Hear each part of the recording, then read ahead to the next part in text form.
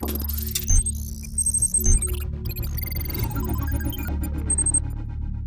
we do here is go back. So I'm beginning the i20 review with the venue. Why? Well, because a lot of people have been saying that, look, does anybody really want a premium hatchback anymore when you have the subcompact SUVs that offer so much more? Well, that's where Hyundai says it's a very different kind of buyer who wants this and a different buyer who wants an SUV.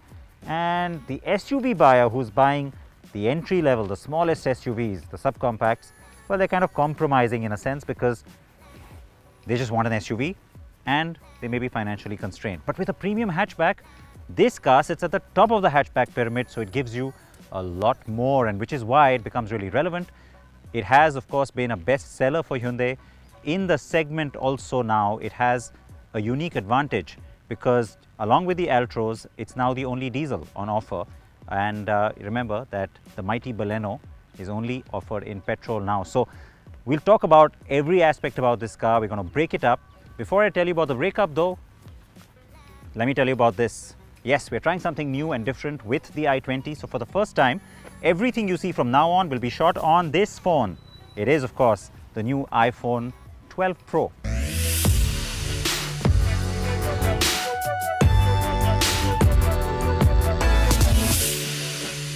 So with me, dressed in metallic copper, yes, believe it or not, that's the name of this color, is the diesel version.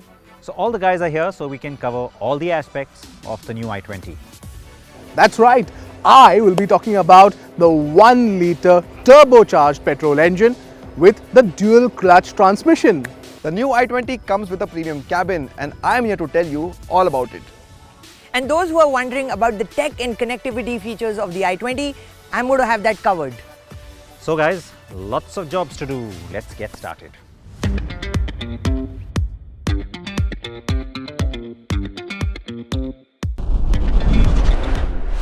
Now the new i20 is a little bit bigger than the last one, but in terms of proportions, it's very different. So when you look at it, you might actually think, hey, it looks smaller. And that's because, like I said, things are disproportionate a little bit. You've got this massive grille up front. It's all very modern and nice. I like the edgy styling. So different pattern on different engine types. I like the one here on the diesel. The 1.2 petrol gets the same. Turbo has a different one, like I said, but all black, thankfully, no chrome. Very edgy styling in terms of the metal as well as the light unit. But like I said in our first look video, you don't get the European style, much sexier daytime running light. I don't know why that is, but if you want more details on the styling, please watch our first look video in any case. You also have the two-tone option, remember, there's a sunroof, all of that. I wish we also had the sexier alloy wheels, maybe the all black ones, and maybe glossy black door handles or just body colored. Way too much chrome. I think it kind of ruins the nice modern look of the car on the side. At the back, also nice and modern, but that's where that whole proportion conversation comes right back to the fore, because look at this.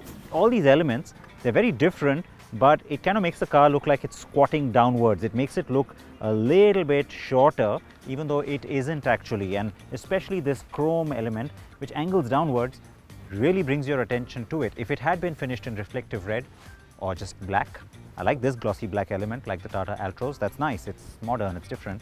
But yeah, to me that kind of ruins everything. But nice modern taillight, the whole Z motif in it is going to get a lot of attention. And this is really sexy, the way that the fuel hatch has been integrated into that pattern. That's a nice touch. But let's talk a bit about the transmission and engine options. So you have the 5-speed manual with the petrol and a 6-speed manual with the diesel. While the diesel gets no automatic, the petrol gets a CVT, and then with the petrol you also get a DCT or dual clutch, and of course the intelligent manual transmission seen on the Hyundai Venue as well as the Kia Sonet. While Shams took you through all the transmission options on offer on the i20, I am going to talk about the engine options available. Now there are 2 petrol and 1 diesel engine that the new Gen i20 has on offer. There's the 1.2-litre petrol, which makes 82 brake horsepower on the manual transmission and 87 brake horsepower on the automatic transmission. Then there is this 1-litre turbocharged petrol engine, which makes 118 brake horsepower. And there is the 1.5-litre diesel, which makes around 99 brake horsepower. So a lot of options available out there, and yes, Hyundai has made a comprehensive attempt to make sure that customers get what they want.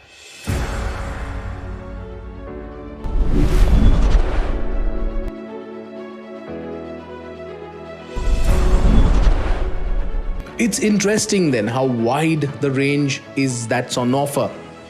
But let's take a look inside the cabin.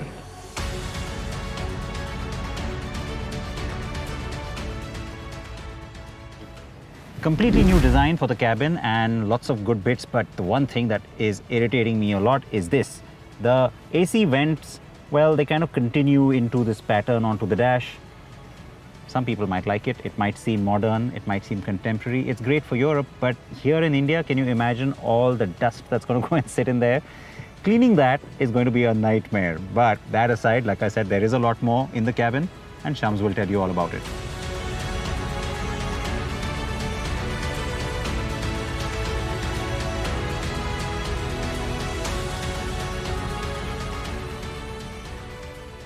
One of the highlights in the new i20, the steering wheel taken from the Creta makes it more premium, good quality as well, lot of controls, and look at this. The steering wheel can be adjusted in multiple ways, tilt as well as telescopic. What's also interesting is the new digital instrument cluster. Just look at this, the all digital instrument cluster. Again, I think one of the better things in the cabin of the new i20. It's all digital, looks very nice, and it's got that digital RPM reading as well. If you love to drive, you will love that feature. Having said that, the cabin looks and feels upmarket. But there are distinct changes to it on the single tone and dual tone variants. On a single tone color variant, what you get are black seats with copper stitching and copper accents on the AC vents. While in the dual tone variant that Amya is driving, you get red inserts on the seats and the AC vents and a few other places inside the cabin.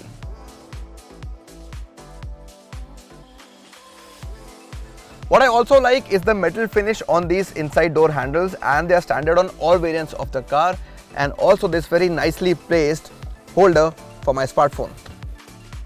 And of course, there's the sunroof, which will be a big crowd puller.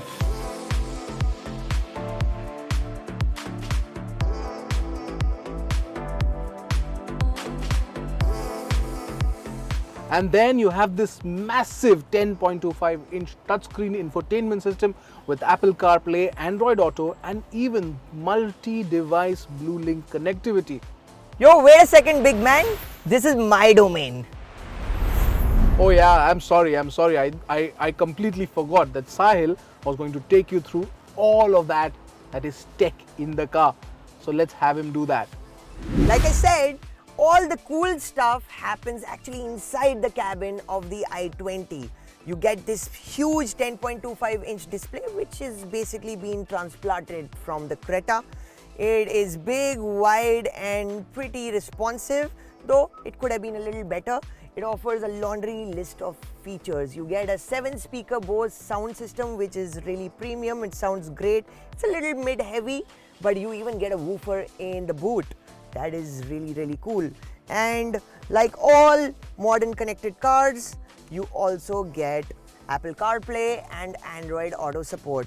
Talking about connected cars, this is the first car of its kind in its segment to get a full smart connected car platform, which is Hyundai's BlueLink. That means you can geofence the car, you can remotely unlock it, you can turn it on, you can turn on the AC remotely, you can even get access to a smart SOS service. Kind of cool, really. On top of it, you even get a tire pressure monitor, you get a wireless charger out here, and you get numerous USB ports, 2 on the front and 1 on the back, which even supports fast charging. To say that the i20 comes loaded would be putting it mildly.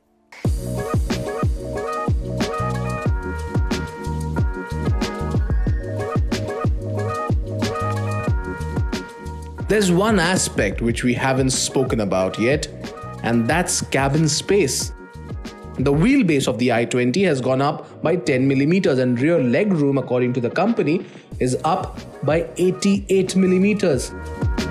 and that only means that I get a lot of space in the second row of the new i20. And looking at the fact that this is a sub 4 meter car, that is highly commendable.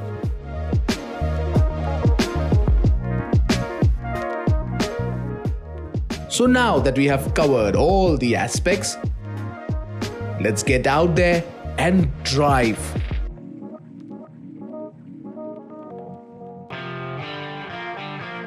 Let's talk about the diesel first.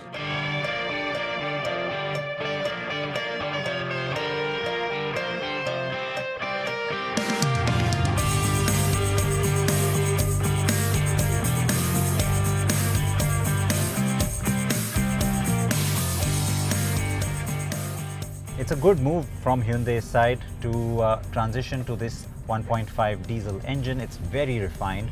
It's great on its power output. It's nice and sporty. In fact, it's a really satisfying performance you get from this engine.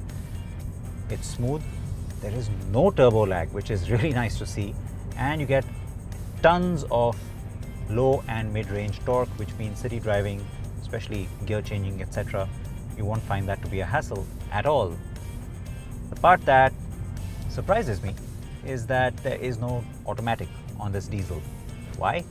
Okay, pricing could have been a factor, but if you can have a diesel automatic on the Kia Sonet, Kia, Hyundai, same family, same engine, you could have just brought that combination onto the i20 too.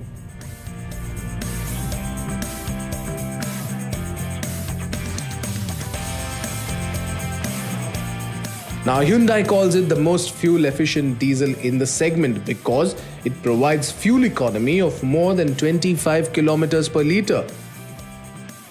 But the big talking point is the new turbo petrol version.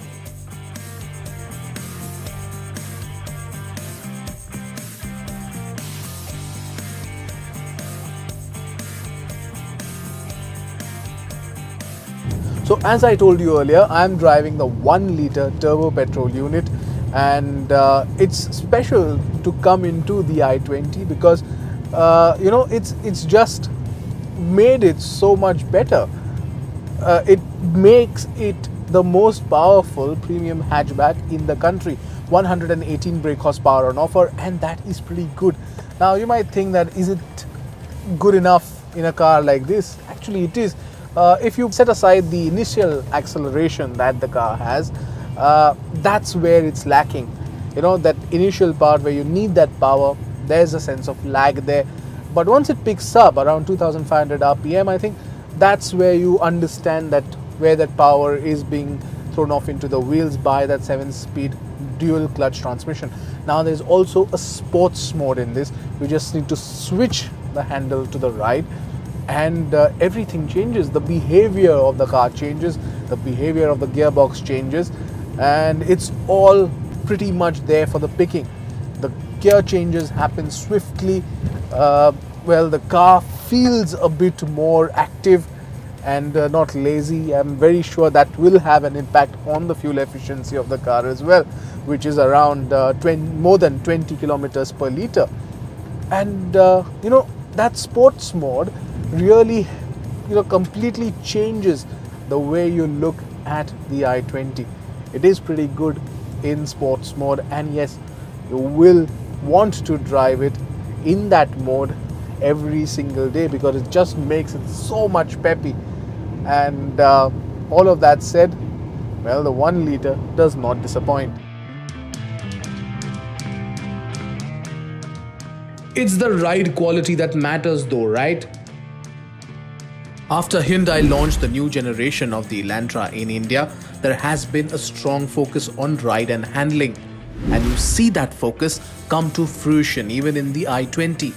It will deal fantastically well on broken roads. The ride is well balanced and nothing disturbs you inside the cabin. Even the NVH levels are in check, which is really good.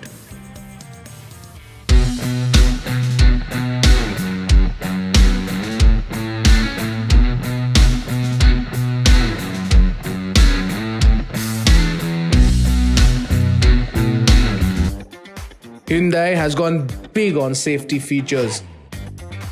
Now, given that it takes on a 5-star safety-rated Altroz, it had to up its game. So while we wait to know how it does in the crash test, Hyundai says that the new gen car is the safest model of the i20 till date. So 2 airbags are standard across all variants, but this top Asta optional I'm driving right now comes with 6 of them. That includes the side as well as curtain airbags. Then the car also gets a tire pressure monitoring system and ISOFIX child seat mounts. And finally, the very useful emergency stop signal feature is there as well on this new car. The Petrol i20 is launched at an introductory price of 6,80,000 rupees. But when compared to the segment leader, the Maruti Suzuki Baleno, it is more expensive by 1,16,000 rupees for the base variant, while it undercuts the Glanza by 21,000 rupees. It's also more expensive than the Honda Jazz and the Volkswagen Polo. But what about its closest competitor, the Altroz? Both the petrol and diesel variants of the Altroz are less expensive than the i20. The top-end petrol is nearly 1,81,000 rupees cheaper, while the diesel is 1,51,000 rupees more affordable. So yes, the i20 is more expensive than all its rivals, and of course, the prices are